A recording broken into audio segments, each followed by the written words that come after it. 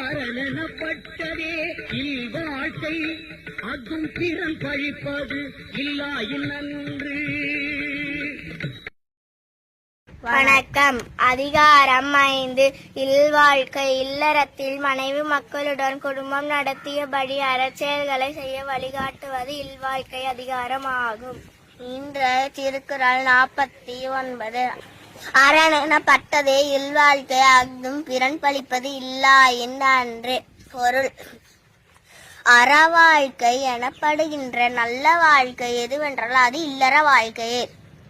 அந்த இல்வாழ்வு பிறரால் பழித்து பேசாதவாறு அமைந்தால் அது மேலும் புகழ்மிக்க நல்வாழ்வாக அமையும்.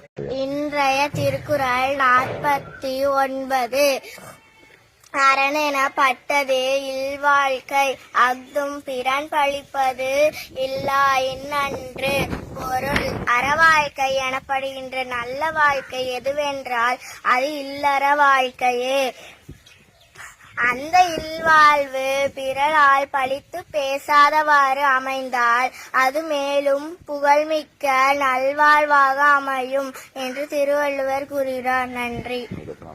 3422